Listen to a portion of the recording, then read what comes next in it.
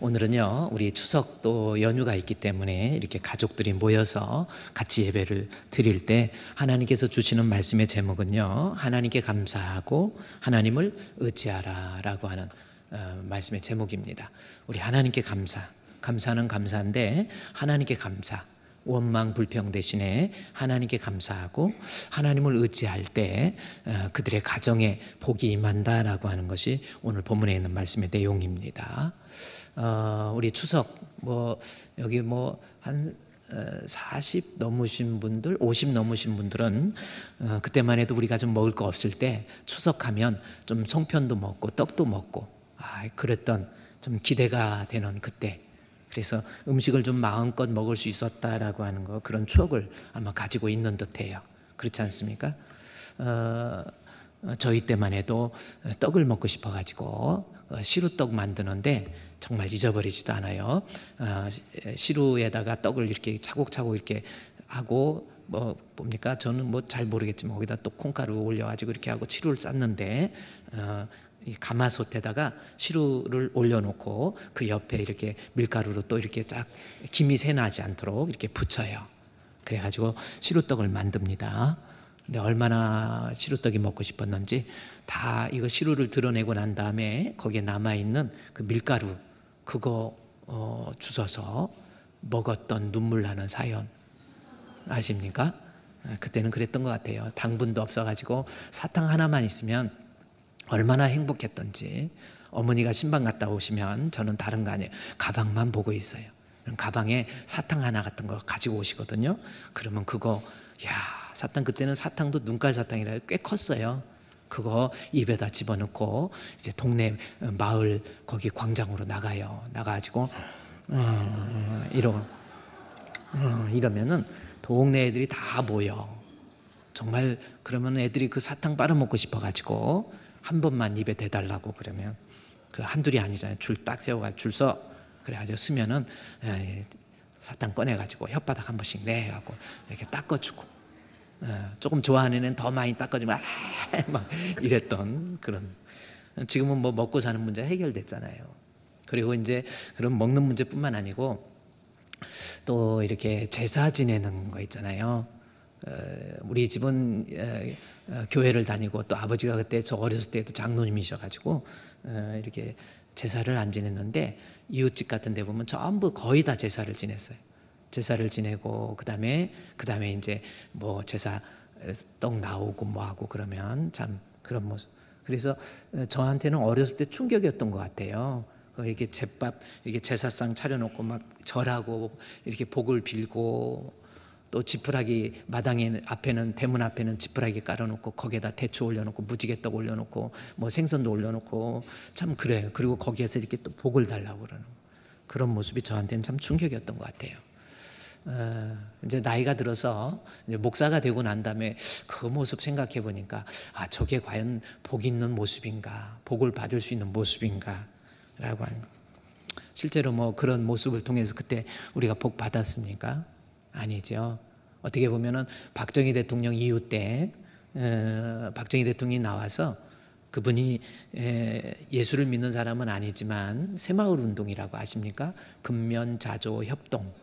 그래가지고 새마을 운동 노래가 꿍짝꿍짝꿍짝꿍짝 새벽 종이 울렸네 새 아침이 밝았네 해가지고 그거 막 부르고 동네를 막 뛰어다니면서 이렇게 또 마을에 있는 또 학교 선생님이 한 분 계셨는데 아침에 7시쯤 전부 기상시켜가지고 전부 구보하고 막 그랬던 그래요. 새마을 운동이 지나고 산에다 나무 심기 해가지고 꺾고지 하자고 산에 나무 심자 해가지고 나무도 심고 막 그랬던 시절이 이렇게 생각이 나곤 해요. 그런데 박정희 대통령의 새마을 운동 이후에 우리나라가 1970년도 후반부터 산업화가 시작되고 그러면서 1990년도에 이제 막 마이카 붐이 일어나고 그리고 지금은요 세계 경제력이 세계 8위라고 그래요. 대단한 거죠. 인구가 작고 국토가 작기 때문에 GDP는 좀 작지만 우리 GNI인가요? 그거는 개인 소득으로 따지면 일본을 앞질렀어요. 우리나라. 일본 애들은 그저 그냥 우리보다 잘 사는 게 아니에요. 걔네들 가보세요. 이번에 일본 여행 많이 간다는데 일본에 가보면요, TV도 우리나라 같이 큰 TV 딱 붙여놓고 있잖아요. 일본 애들은 지금도요, TV가 리모컨을 안 하고 따따따따 띵따따따 타마리기 이런 이빠이까 이거 돌리고 있어요. 로타리. 가보시라니까요. 호텔에도, 우리는 호텔도, 일본 호텔은 그렇게 좋지 않습니다. 먹을 때도요, 숟가락이 어디 있습니까? 아까워서 어떻게 먹어요? 젓가락으로 따마리기는 이빠이까 눈물 찔끔찔끔 난다 됐어 이러고 먹고 있잖아요. 그래갖고 국 하나, 밥 하나, 그 다음에 국도 된장국이고 쪼르르 마시고 말아요. 예. 그리고 뭐 주문하면은 무조건 뭐 500엔, 뭐 음식이 아마 요즘 음식이 1000엔이면 우리나라 돈 10,000원 좀 넘나요? 뭐 20,000엔, 2,000엔 막 그래요. 김치 하나 추가하면은요, 또 우리 돈으로 한 2,000원인가 또 내야 돼. 결코 잘 사는 게 아닙니다. 사람이 이렇게 경제가 발전하고 이렇게 열심히 노력하고 그랬다고 잘 사는 게 아니에요. 복은요, 하나님이 주셔야 돼요. 믿으시면 아멘. 복은 하나님이 주셔야 됩니다. 우리 하나님, 그래서 우리는 하나님에 대해서, 우리가 믿는 하나님에 대해서 하나님을 복의 근원이라고 그랬잖아요. 우리 찬송 부를 때도 복의 근원 강림하사 찬송하게 하소서 그러잖아요. 복의 근원은 하나님께 있는 거예요. 그런데 오늘 본문 시편 115편의 말씀해 보니까 계속해서 강조하는 것이 있습니다. 뭡니까? 하나님께 12절 말씀부터 보면요, 여호와께서 우리를 생각하사 뭘 주시고? 복을 주시되 이스라엘 집에도 복을 주시고 아론의 집에도 복을 주시고, 13절에 높은 사람이나 낮은 사람을 막론하고 여호와를 경외하는 자에게 복을 주시는도다. 그러면서 15절에 너희는 천지를 지으신 여호와께 복을 받은 자라 해가지고 복은 하나님이 주신다라고 하는 것을 정확히 우리에게 이야기해 주고 있다라는 겁니다. 그래서 그러면 하나님 앞에 어떤 모습을 가지게 될 때 하나님으로부터 복을 받을 수 있을까? 우리 추석 명절을 맞이해서 좀 생각해 볼 수 있는 내용이에요. 내가 어떤 모습을 가지게 될 때 우리 하나님으로부터 복을 받을 수 있을까라고 하는 겁니다. 그러면 오늘 시편 115편 본문이잖아요. 이것이 쓰여졌던 역사적인 배경, 사맥을 먼저 이해해야만 됩니다. 그래야 이 성경이 쓰일 때에 성경 저자는 무엇을 의도하면서 그가 말하고자 하는 신학적 의도가 뭔가를 좀 파악해 보면 나와 있어요. 이렇게 하나님 앞에 복 받은 자, 복 있는 자, 아론의 집에도 복을 받고 뭐 우리를 생각하사 복을 주시고 이스라엘 집에도 복을 주시고 그랬는데, 본문에서 어떤 사람에게 복을 주시는지 그 내용을 좀 살펴보자, 그 말씀이죠. 오늘 115편은요 이스라엘 백성이 포로오기 이후에 쓴 책입니다. 이스라엘 백성은요 기원전 남쪽 유다, 북쪽 이스라엘로 나눠져 있었거든요. 근데 기원전 721년도, 지금부터 2700년 전에 아수르라고 하는 나라에 의해서 북쪽 이스라엘이 멸망해요. 그러니까 이제 남쪽 유다만 남은 거거든요. 그런데 북쪽 이스라엘을 멸망시켰던 아수르가 남쪽에 있는 바벨론에 의해서 아수르가 망하게 됩니다. 그리고 그 바벨론은 아수르를 멸망시키고 난 다음에 그 여세를 몰아서 북쪽에서부터 내려와요. 그래서 내려와서 어디 가냐면 남쪽 유다를 침공합니다. 그게 남쪽 유다의 1차 침공, 바벨론에 의한 1차 침공이 기원전 605년이에요. 여러분이 세계사에도 나오는 거거든요. 605년도에 남쪽 유다를 치는 거예요. 그래서 1차 치고 포로로 다니엘이나 이런 사람들 다 끌고 갑니다. 바벨론이라는 나라로 끌고 가요. 그리고 2차 침공을 하죠. 597년도에 기원전입니다. 또 침공을 해요. 2차 침공 이후에 3차 침공 586년도에 3차 침공을 해서 결국은 남쪽 유다가 587년도에 멸망을 합니다. 남쪽 유다를 멸망시켰던 바벨론이 불과 70년 만에 멸망을 해버려요. 어디에 의해서? 바사 제국이라고, 그때 지금의 이제 페르시아 지역인데 인도 지역에 바사, 메데하고 바사가 있었는데 바사의 영어식 발음이 페르시아입니다.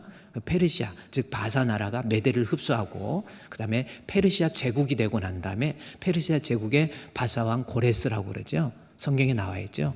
고레스가 이제 전 세계를 다 통일을 해버려요. 유다도, 남쪽 유다도, 이집트까지, 유럽까지 다 이렇게 페르시아 제국이 돼버리는 거예요. 엄청난 제국이죠. 그래서 페르시아 제국을 만들고 난 다음에 바벨론이 멸망시켰던 이 페르시아 제국이 전체 메대까지 흡수해서 어마어마한 제국을 만든 다음에 고레스라고 하는 왕이 칙령을 내려요. 이제 세상에 있는 일본은 우리를 흡수하고 우리 문화를 인정을 안 했잖아요. 심지어 이름까지 바꿔서 우리 사람들의 창씨 개명까지 하고 그러잖아요.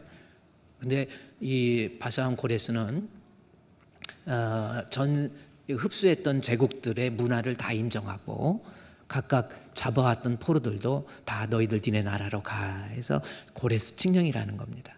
고레스 칙령을 내려서 이스라엘 백성들은 바벨론의 포로가 되고 난 다음에 아수르 이 바벨론의 포로가 되고 난 다음에 70년이 지난 거예요. 605년도를 기점으로 해서 535년도에 이 페르시아의 고레스 왕이 칙령을 내려서 이스라엘 땅에 돌아오게 됩니다. 나라 잃었던 서름을 뒤로하고 눈물로서 감격적으로 이스라엘 땅에 귀환을 하게 돼요. 포로들이 와서 얼마나 감격적인지 몰라요.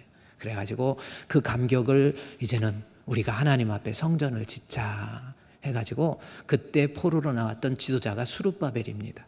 수룹바벨이 대제사장 여호수아와 함께 와서 이제 새로 이 땅에 왔는데 이 땅에 와 보니까 완전히 사마리아 사람들, 세미주 끌려가지 않았던 사람들이 그 새로운 그 바벨론이나 아수르의 민족에 의해서 혼혈이 된 거예요. 그래서 와 보니까 우상 숭배가 만연돼 있고 그래서 수룹바벨하고 여호수아가 안 돼. 우리 성전을 짓자. 성전을 지음으로 거기에서부터 하나님의 은혜를 회복하자. 그래가지고 성전 지으려고 하는데 거기에 거주하고 있었던 사마리아 사람들이 니들이 뭔데? 지금 우리가 성전 질 때야? 이미 기독교에 하나님에 대한 신앙을 다 잃어버렸던 그들이잖아요. 우리가 지금 먹고 살기 힘든 상황에 무슨 성전이야. 그래서 성전 짓는 걸 방해합니다.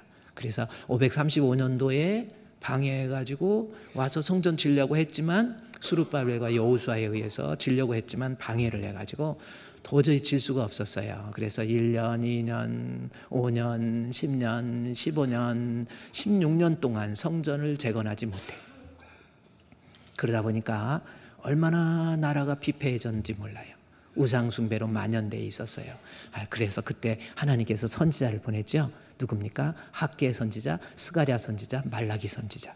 그래서 여러분 소선지서 마지막 책의 학개, 스가랴, 말라기는 동시대의 사람으로서 똑같은 내용, 성전 재건을 촉구하는 그러한 내용들이 기록된 책이 학개, 스가랴, 말라기입니다. 그런데 똑같은 내용인데 왜 세 명의 선지자에 의해서 기록됐어요? 자세히 읽어보면 학개 선지자는 어떤 관점에서 쓰냐면 상당히 냉철해요. 이성적으로. 그래서 조금 이성적인 사람, 합리적이고 이성적인 사람, 왜 성전을 건축해야 되는지 그걸 학개서가 기록을 하고 스가랴서는요 환상을 통해서 하나님이 주신 환상 7개, 8개의 환상을 통해서 그들에게 알려주세요. 성전 재건해야 될 이유에 대해서 환상을 통해서 이야기하는 겁니다. 말라기 선지자는 어떤 입장에서 똑같은 내용인데 말라기서 읽어보면 상당히 직선적이에요. 여기 뭐 구차한 말 안 해요. 성전 문 닫아버리겠다. 너희들이 다 왜 하나님의 것을 도적질했느냐. 막 이런 말하고 아주 강력하게 똑같은 내용이지만 세 사람의 특징. 왜 똑같은 내용을 세 사람의 선지자를 동원해서 하나님께서 말씀하실까? 그 말씀 듣고 제가 목회하면서 성도들도 목사님 말씀을 알아듣는 부류가 다 틀리잖아요. 좀 더 현학적으로 해야 알아듣는 사람이 있고 때로는 좀 의지적으로 또 감성적으로 해야 알아듣는 사람이 있고 때로는 강력한 카리스마에 의해서 설교해야 알아듣는 사람도 있고 그러잖아요. 그래서 아마 하나님께서는 모든 사람들이 다 알아들어야만 돼야 될 진짜 하나님으로부터 복의 회복은 성전 건축. 그래요. 그래서 그것을 강력하게 선지자를 통해서 이야기해요. 어쨌든 시편 115편은 성전 재건하지 못하고 나라가 우상 숭배로 만연돼 있는 거예요. 포로기 이후에 귀환해서 보니까 우상 숭배로 만연돼 있던 이 이스라엘 땅이었습니다. 그때 사람들의 모습이 너무 피폐해진 거예요. 하나님에 대한 신앙도 다 잃어버렸어요. 그때 하나님께서 우리에게 주신 말씀이 시편 115편이에요. 오늘날 여러분 하나님 선택된 하나님의 백성이라고 하면서 혹시 시편 115편에 나온 것처럼 이렇게 살고 있지는 않는지, 하나님 등지고 신앙 등지고 믿음 등지고 그저 세속적이고 육신적인 거 의지하면서 그렇게 살아가고 있는 모습은 아닌가라는 겁니다. 그러면서 115편에서 복 받을 수 있는 하나님의 백성은 어떤 모습이 되어야 되는가라는 것을 우리에게 이야기해 주고 있어요. 두 가지 얘기해 줍니다.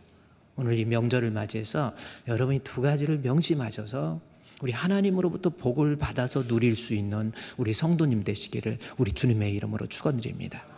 그러면 첫 번째가 뭘까라는 겁니다. 하나님께 감사하라는 거예요. 내가 하나님 앞에 복을 받으려면 하나님께 감사하라는 겁니다. 여러분은 어떻습니까? 인생을 살면서 하나님 앞에 감사 잃어버리고 있지는 않습니까? 내가 이리 뛰고 저리 뛰고 이렇게 노력하고 저렇게 노력해서 내가 이만큼 사는 거야 그렇게 착각하고 있지는 않습니까? 이스라엘 백성들이 포로기 이후에 그 땅에 귀환해서 사는데 정말 이리 뛰고 저리 뛰고 이방의 문물도 배우고 이래요. 그러면서 자기가 좀 잘 되면 자기 노력해서 자기 실력이 있어서 자기가 힘써서 그렇게 된 것으로 착각하고 있었다라는 겁니다. 그 말씀의 내용이 오늘 시편 115편 1절이에요. 1절 말씀 한번 볼까요? 여호와여 영광을 우리에게 돌리지 마옵소서. 우리에게 돌리지 마옵소서. 오직 주는 인자하시고 진실하심으로 주의 이름에만 영광을 돌리소서. 무슨 뜻입니까 이게? 여호와여 영광을 우리에게 돌리지 마옵소서. 이거 여러분이 혼자 읽으면 역사적인 배경을 모르면요 이해가 안 돼요. 이게 무슨 뜻이에요? 여호와여 영광을 우리에게 돌리지 마옵소서. 우리에게 돌리지 마옵소서. 계속 강조하지요. 히브리어는 비교급이 없다고 그랬잖아요. 강조하기 위해서 반복하는 수사적 표현이라고 그랬지요. 여호와여 영광을 우리에게 돌리지 마옵소서. 우리에게 돌리지 마옵소서. 이거 뭐예요?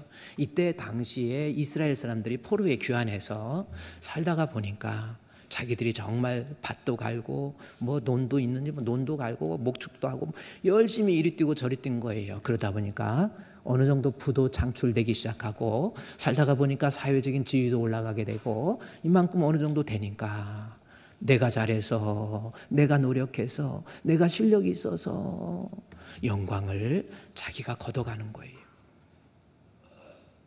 그때 선지자를 통해서 시편의 기자를 통해서 주신 말씀이 뭡니까? 하나님 영광을 내게 돌리지 마시고 자기에게 돌릴 수 있는 사람 아니고 그래서 하나님이여 하나님이여 영광을 자기 자신에게 돌리지 마. 여러분 어떻습니까? 한번 생각해 보세요. 이 추석 명절을 맞이해서 지금까지 살아온 것 내가 이리 뛰고 저리 뛰고 이렇게 노력하고 저렇게 노력해서 이만큼 됐습니까? 착각하지 마세요. 살아가는데 건강도 내가 이렇게 노력해서 이만큼 건강 지켰습니까?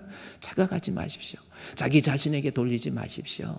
내가 이만큼 사는 것은 모든 것이 하나님의 은혜라는 고백이 먼저 앞설 때 하나님께서 그들에게 복을 주신다라는 겁니다. 그래서 다시 시편 115편 1절 말씀 여호와의 영광을 자기 자신에게 돌리지 마세요.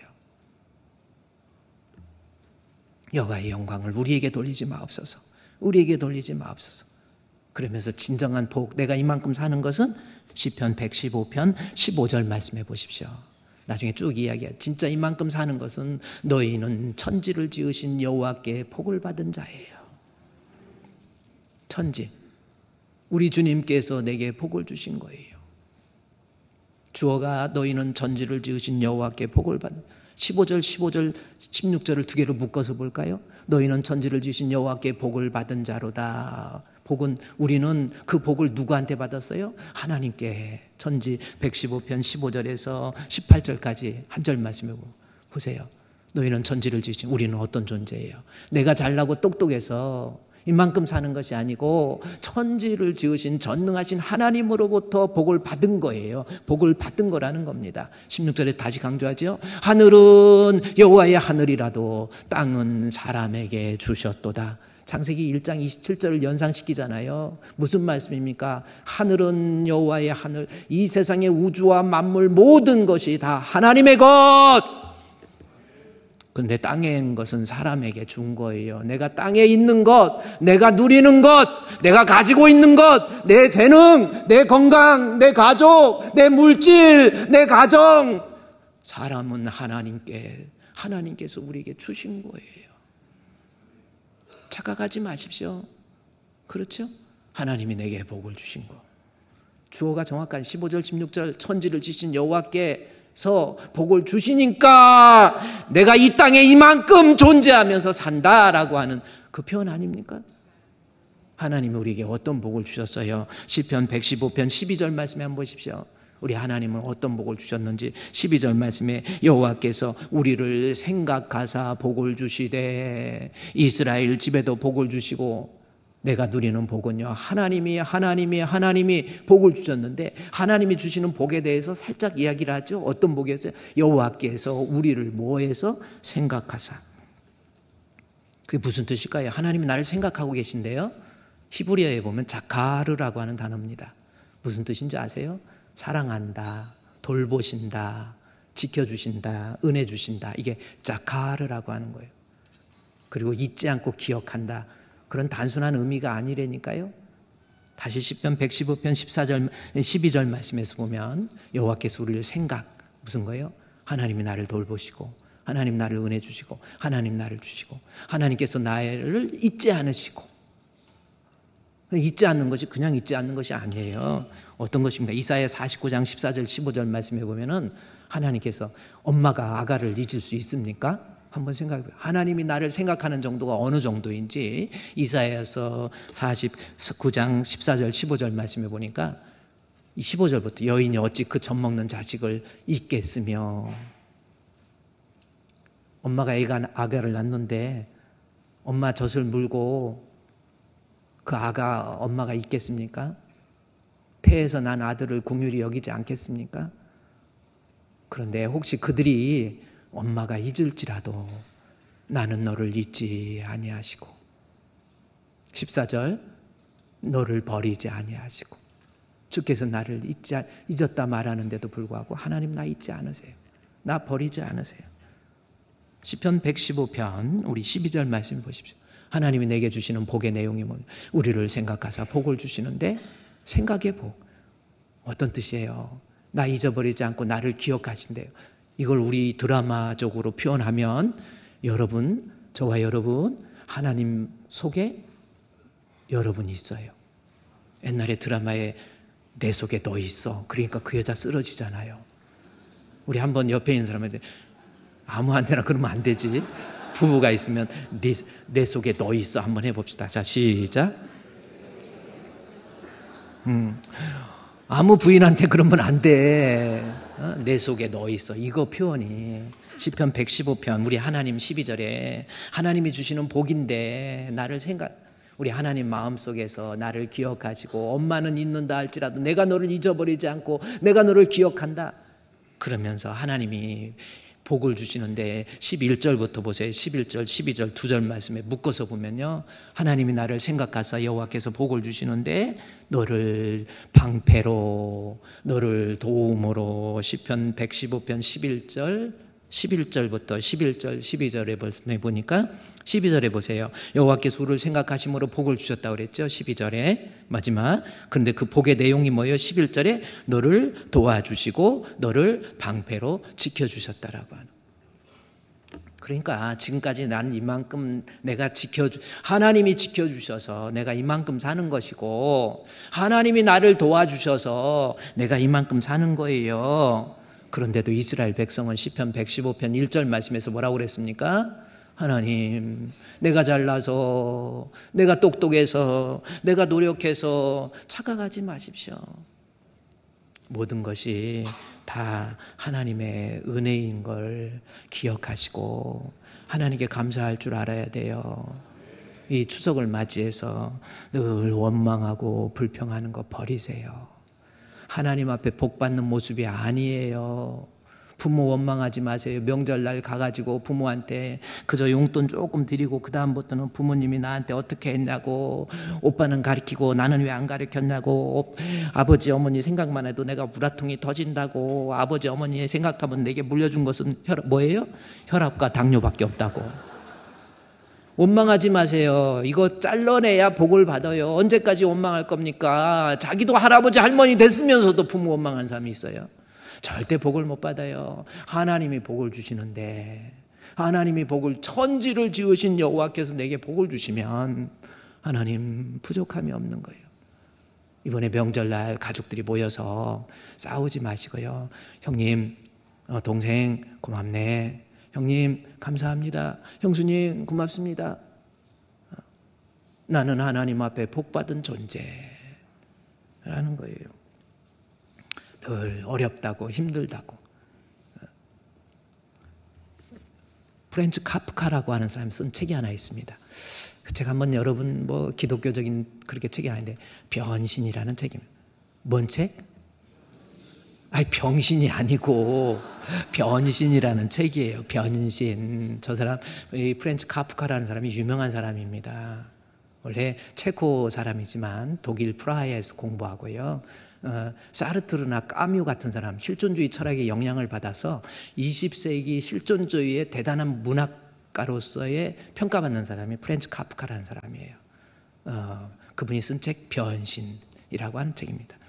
디 비어밴둥이라고 하는, 디 비어밴딩, 원래 독일어로 비어밴둥이라고 하는, 디 비어밴둥이라고 하는 겁니다. 자꾸 이렇게 변화된다. 근데 저 책에서 변신을 얘기하려고 하는 게 아니라, 저 책의 내용을 보면 인생이라고 하는 거, 실존주의 입장에서 인생을 보면서 늘 걱정과 염려와 근심과 불안 투성이라는 겁니다. 걱정과 염려와 불안 투성 속에서 그럼에도 불구하고 내가 살 수 있는 방법, 그것은 뭐예요? 자신의 존재를 이해하면 어떠한 역경 속에서도 이겨낼 수 있다라고 하는 것. 자신의 존재의 이해예요. Bio exist, Bio existung이라고 하는 그 내용입니다. Wir, 우리 existeren, 존재하잖아, 독일어예요. 우리 존재하잖아, 이거예요. 이게 어떤, 우리 존재하잖아, 이게 자인, 자신의 존재에 대해서 이야기해요. 이 말은 뭐냐면, 프렌츠 카프카가 어렸을 때 그 유럽 쪽에 가면 그 산 위에 포도원이 있고 거기에다 집을 짓고 살잖아요. 시골 산골에 포도밭이 언덕에 있어요. 비가 오면 다 쓸려 내려가고 막 그런 곳입니다. 지금도 유럽에 가보면 그런 모습으로 되어 있는데, 이 프렌츠 카프카가 학교에 가서 수업을 받는데 비가 억수로 오는 거예요. 비가 막 오니까 선생님도 걱정되고 아이들, 학생들도 걱정되는 거예요. 그래서 선생님이, 야, 너희들 지금 이렇게 비가 많이 오는데 빨리 집에 가가지고, 지금 포도원 다 무너지게 생겼어, 집도 다 무너지게 생겼어, 빨리 집에 가서 부모님 도와라. 그런 거예요. 프렌츠 카프카가 달려갑니다. 달려가지고 집에 딱 가보니까 어떻게 돼 있어요? 포도밭이 다 무너져 버린 거예요. 집도 다 무너진 거예요. 그때 카프카가 얘기합니다. 아버지, 우리 이제 어떻게? 우리 이제 어떻게 살아? 우린 큰일 났어. 우린 어떻게 하니까, 그때 아버지가 한 말이 비어, 그 다음에 오늘 아까 얘기했던 비어 엑시스토리언이라고 하는 단어를 써요. 엑시스토리언, 비어, 우리 존재하잖아. 자인이라고 하는 그겁니다. 아버지, 우리 어떻게? 뭘 어떻게? 우린 지금 살아있잖아. 존재하잖아. 그때 이제 프렌츠 카프카가 그때부터, 그래, 다 잃어버려도 내가 살아있으면, 호흡이 있으면 난 사는 거예요. 여러분 어떻습니까? 뭐 때문에 원망하십니까? 나는 저 사람보다 가지지 못한 어떤 결핍에서 오는 원망 없습니까? 나는 건강하지 못해. 나는 이렇게 힘들어. 나는 어려워. 나는 큰일 났어. 뭘 걱정하십니까? 존재하잖아요. 내 존재는 어떤 존재입니까? 너희는 천지를 지으신 여호와께 복받은 자. 시편 115편 15절 말씀. 나는 어떤 존재예요? 천지 지으신 여호와에게 복을 받는 자예요. 존재하면 됩니다. 아무리 큰 불행이라 할지라도 염려하지 마세요. 걱정하지 마세요. 원망하지 맙시다. 불평하지 맙시다. 오히려 하나님 앞에 감사하세요. 오직하면 원숭이가 요즘 AI 시대잖아. AI로 꾸며갖고 원숭이가 막 불평을 하더라고. 불평하는 우리를 향해서 그냥 니들은 지금 한여름에 덥다 하는데, AI로 그렇게 말이 나오더라. 니들은 지금 덥다 하는데 뭐 니들은 에어컨이라도 있지. 나는 에어컨도 없어. 니들은 뭐 덥다 하는데 니들은 짧은 옷이라도 입을 수 있지. 난 이거 뭐여, 밍크여 뭐여. 빠를 수도 없어. 한번 틀어줄게, 제가 AI로 한 거. 매해서 그 덥다고 하는데, 너네는 그 에어컨이라도 있지. 나는, 야, 이 오빠 하나 옷, 응? 이거 뭐야, 이게. 나는 지금 한여름에 모피코트야 뭐야 이게, 행복한 줄 알아. 행복한 줄 아세요? 나 이거 옷 이거 말지도 못해. 응? 우리 이번 추석을 맞이해서 오직하면 원숭이가 우리한테 얘기하겠어. 자꾸 원망하고 불평하지 마세요. 먹을 거 없다고. 원숭이는요, 바나나 하나 먹으려고 외발자전거 하루 종일 돌려. 그것도 한번 보여줄까, 제가? 원숭이. 뭘 그리 요즘 먹고 살기 힘들다 그래요.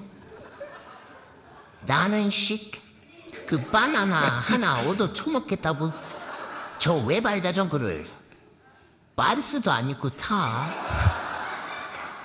그럼 요 밑에가 얼마나 쓸리겠냐? 응? 내 엉덩이가 왜 빨간지 이제 알겠어? 야, 넌 그래도 반스는 있지 않냐? 됐습니다. 여러분, 힘들고 어려운 거 근심하지 마세요. 우리는요, 하나님께 복받은 존재. 내가 좀 잘되고 똑똑하고 높은 자리에 올라가고 돈 좀 있다고 교만 부리지 마세요. 영광을 하나님께 돌리세요. 시편 115편 1절 그거잖아요. 우리가 진정으로 복을 받기 위해서 여호와여 영광을 우리에게 돌리지 마옵소서. 우리에게 돌리지 마시고 모든 것이 다 하나님의 은혜, 모든 것이 은혜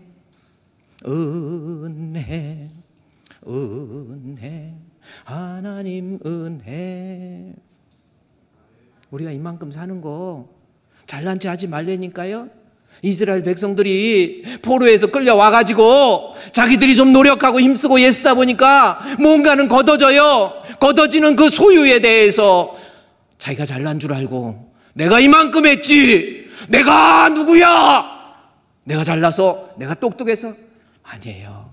하나님께 감사할 줄 아는 그러한 사람이 하나님으로부터 복을 받아요. 아무리 가난하고 그래도 오늘 먹을 음식이 없어서 못 먹고 온 사람 없잖아요. 여러분은 빤스라도 있지. 내가 얼마나 쓸리는 줄 알아? 그 바나나 하나 처먹겠다고. 그거 다시 한번 보여줬으면 좋겠어. 한번 보여주세요. 그 자세히 들어보세요. 그 말 틀린 말이 하나도 없어. 원숭이 하루 종일 바나나 하나 처먹겠다고. 안 틀어주려면 안 틀어줘. 그냥 놔두든지. 됐습니다. 우리는 존재하면 돼. 그렇죠? 우린 존재하잖아. 내가 목숨 붙어 있잖아. 아무리 어려워도 힘들어도 하나님이 도와주시면, 하나님이 지켜주시면 괜찮아요. 살 수 있어요. 여러분, 우리 하나님이 지켜주시면 우리는 반드시 승리할 수 있다고 하는 찬송이에요. 더 이상 근심도 하지 마시고요. 원망도 하지 마시고. 우리 불렀던 찬송, 너 근심 걱정 말아라. 어떻게? 주 너를 지키리. 주 날개 밑에 거하라. 주 너를 지키리. 할렐루야. 주 너를 너를 지키리. 아무 때나 어디서나 주 너를 지키리.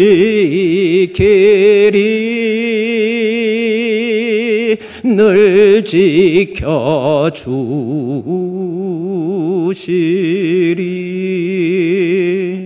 아멘. 오늘 시편 115편 다시 한번 보세요. 뭐라고 그랬습니까? 시편 115편 말씀에서요, 하나님께 복을 받은 자, 자세히 한번 볼까요? 115편 우리 12절부터 한번 보세요. 하나님 우리를 생각하지요. 마음에 두고 계세요. 그리고 우리를 도와주시고 방패로 지켜주시고 또 복을 주셔요. 이스라엘 집이든 아론의 집이든 높은 사람이든 낮은 사람이건 막론하고 하나님 경외하는 자에게 복을 주세요.